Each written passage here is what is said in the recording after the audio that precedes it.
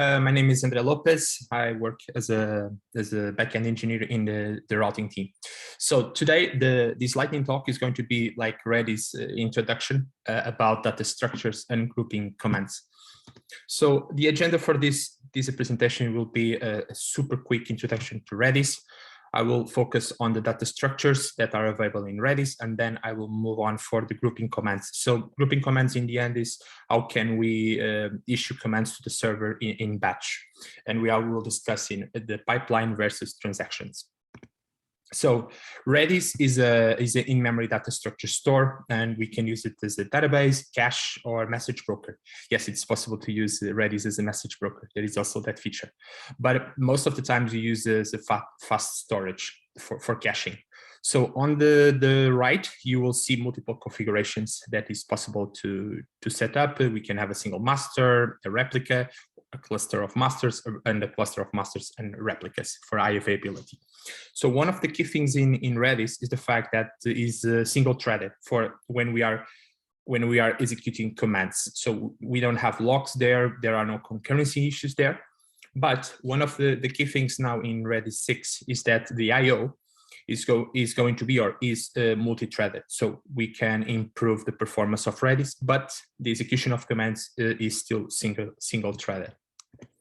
So today, and the main focus on this presentation is going to be the data structures. I'm going to talk about the keys, strings, lists, hash sets, and sort sets. Bitmaps and hyperlog logs are also data structures available in Redis, but they are focused on strings, on string base type, but they're on semantics. And I will focus on the first ones. So the keys. In Redis, the keys are binary safe. What does it mean? This means there are no special character like to terminate. So because Redis, we know the size, so you can put whatever you want inside a key. So we can put until up to 512 megabytes of size.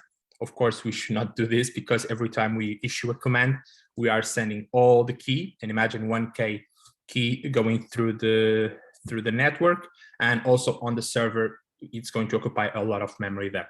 So it's not recommending long keys. It's a binary sequence, as I mentioned, and it's case sensitive. If you change a single bit, the key is going to be different. So Redis doesn't impose any special format for the keys. However, as a developers, we should stick with a schema or a pattern. Usually there is a convention to use a colon sign, and also the pattern object dash type. These are some examples like user and the ID of the user, or user, the ID of the user and the followers. Imagine that we have some kind of blog, or post and the ID of the post and the comments. The most important thing is that the team should define a pattern and use it and stick to it. So Redis also permits to put a TTL on the keys, always on the keys. And you could use the command expire, you put the key and the amount of seconds. There are other commands where you can put like milliseconds or a timestamp in the future. If you want, you can refresh the TTL if you want, setting the expire command again. And after the TTL, the Redis is going to delete automatically the key. These are some examples. Here we are setting a key with a low, we are putting the expire 10 seconds, and we can check the TTL. It's going to be 10. After 1 second, it's going to be 9, and eventually it's going to be clean. And the other example is that we are putting a TTL, and as you can see, it's 10. But if we set or overwritten the key again, it's -1, means that there is no TTL at all. The other data structure is the strings. The strings are binary safe again, and in a string you can put whatever you want: integers, binary values, serialized JSONs, image, videos, you name it, until 512 megabytes again. And the most common use cases is like you can store JSON as we are doing in Glovo, or using for atomic counters. Yes. Okay. Yes. So these are some examples here. We are setting a key with hello world, we are get the value, we delete them, and we receive null. In the end, the value is not there. But Redis also provides some atomic counters, so you can increment the string. In the end, it's a string. but because Redis knows it's an integer, and if you issue the command, it's going to increment or decrement. This is quite good. The other data structure is the list. The list is like we are using in day-to-day work, right? It's sorted by insertion order. In Redis, from what I discovered, it's implemented via linked list. You have a pointer for the head and for the tail, and you can insert or remove from the head or from the tail. In this case, we can use for like imagine a list of comments of a blog post, for instance, for the use case, the timeline. And these are some commands you can push for a list, an item. And usually, if you see an R, means that it's in the head. It's in the tail. It's the right. If you see a L, means that it's on the left. It's from the head. So here we are putting an element on the tail. Here we are putting another element. Here we are getting all the elements that are available.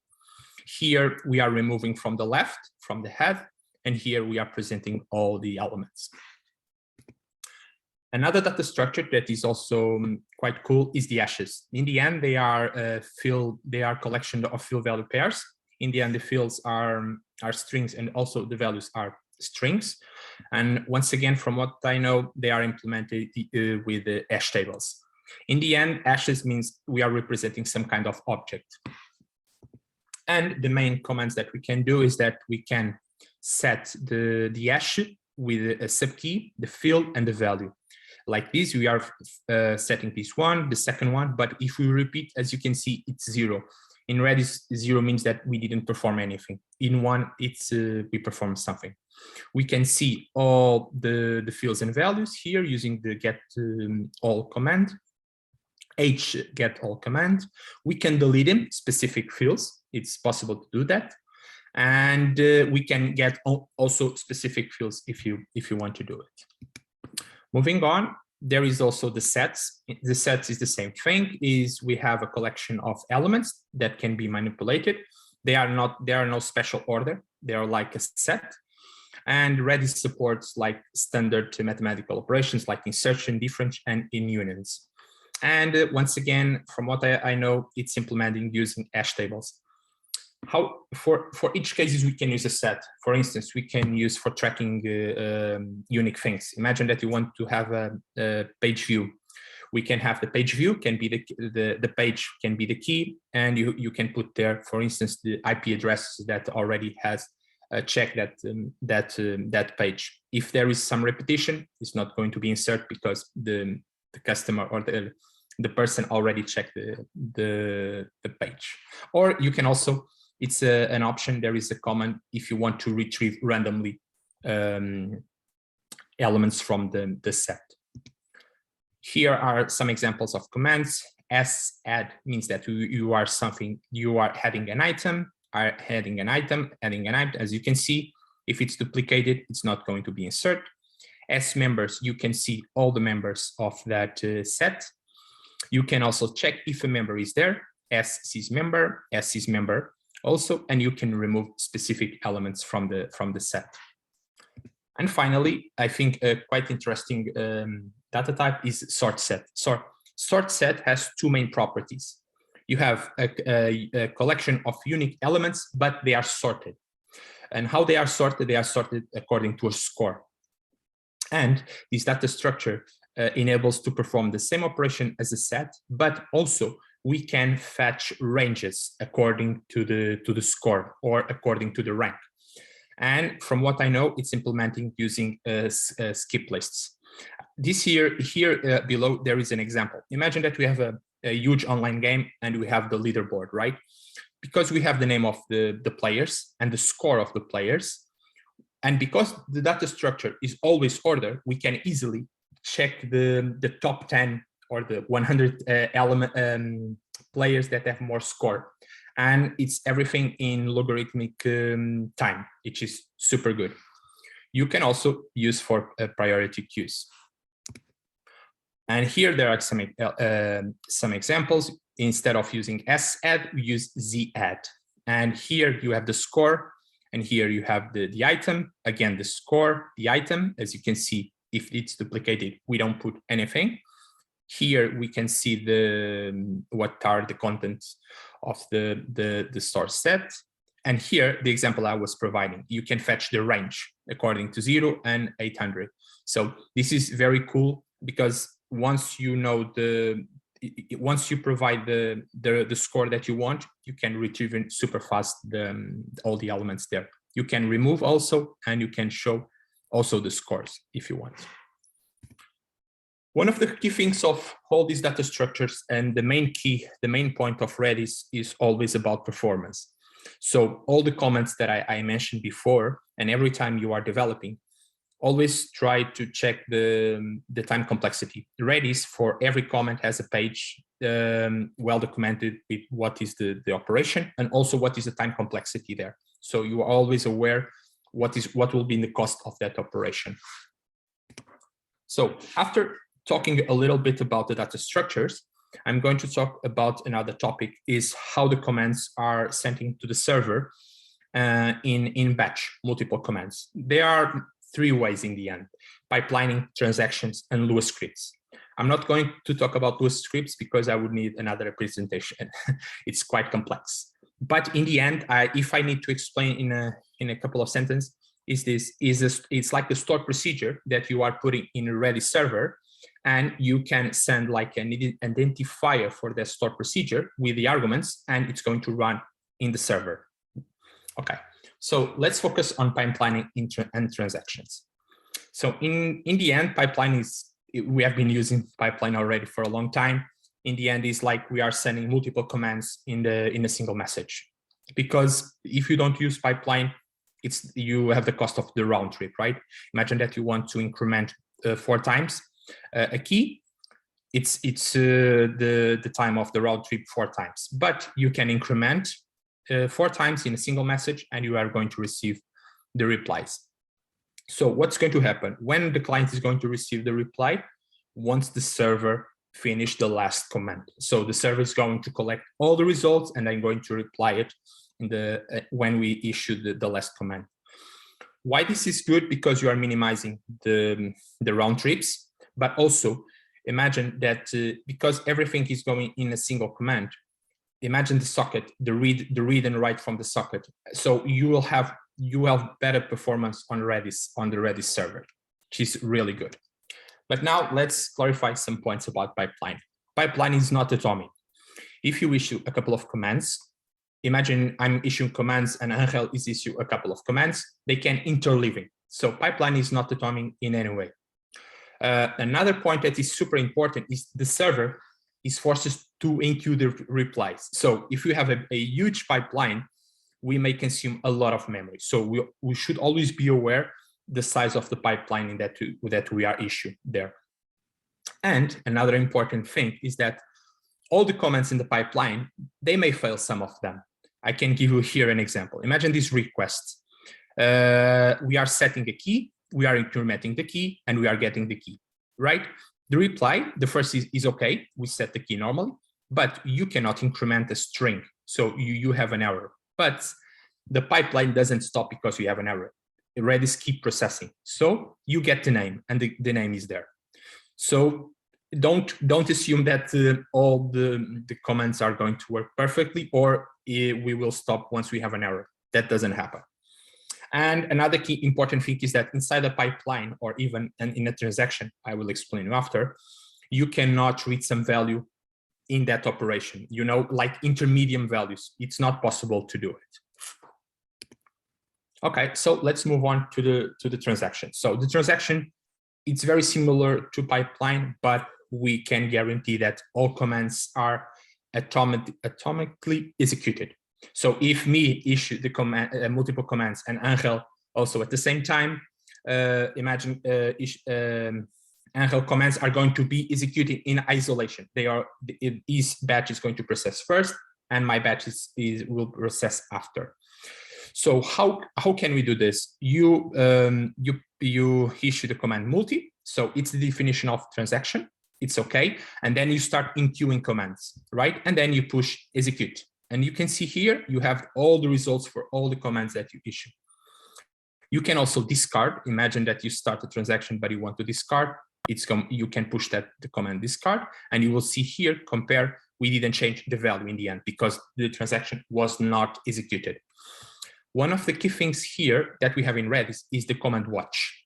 The command watch, we can use it to monitor the keys that we want to change, and we want to guarantee that when our transaction is going to be executed, they didn't modify. So imagine these two variables here. I push the command. Everything is if the variables are not touched or modified for some reason, the execution is going to be okay. But when I press the executed button, the execute button or the command, if Redis noticed that the variables or the keys were changed, the transaction is going to be reverted or not executed. In the end, it's like optimistic blocking. Now let's talk about some misconception of transaction in Redis. Transactions are atomic, as I explained. My batch of commands are going to be not interleaving with other commands, but a transaction in Redis, we can also have internal errors. So here is an example. So you start the transaction, we set the key, we lpop A here, and we execute the command. So the first command, it was okay. We set this key with this value, but the lpop can only be performed where?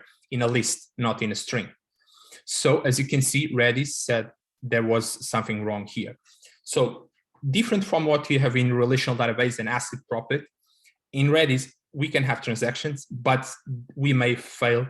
We can have commands that can fail and we don't have rollbacks, right?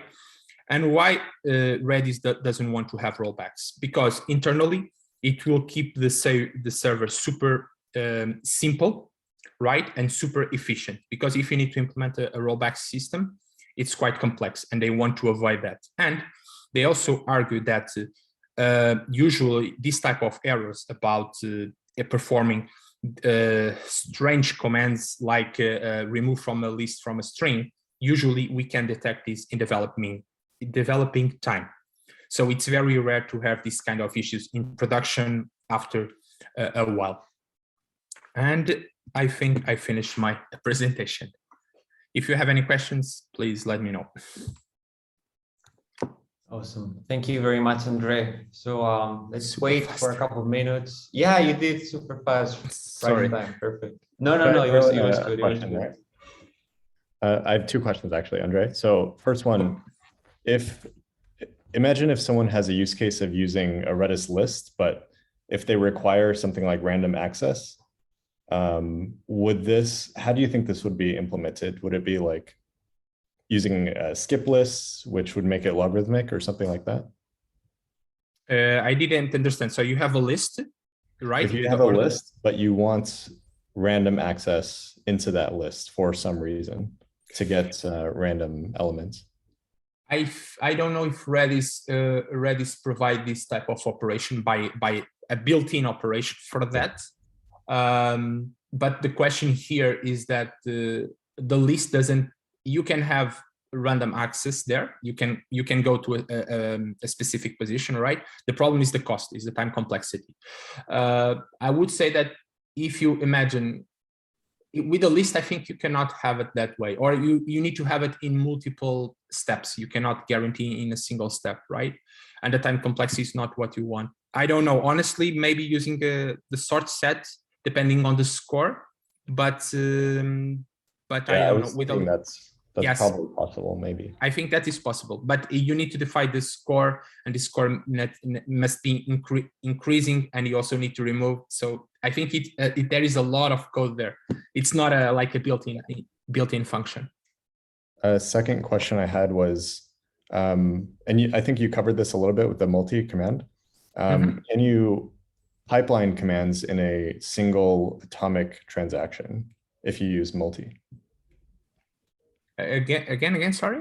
Can you pipeline commands, like a few commands internally in a single transaction? Yes, internally the libraries do that, because what do they do is like this. In the end, it's a pipeline, but it's with the mult, because the pipeline, it's as simple as you put a set of commands and you send them, right? In a single way. But when you put the transaction, you have the commands there, but you also have the multi at the first as the first command, and finally the execution or discard. Internally, I believe libraries do that. The client libraries do that. Use the pipeline. Thank you.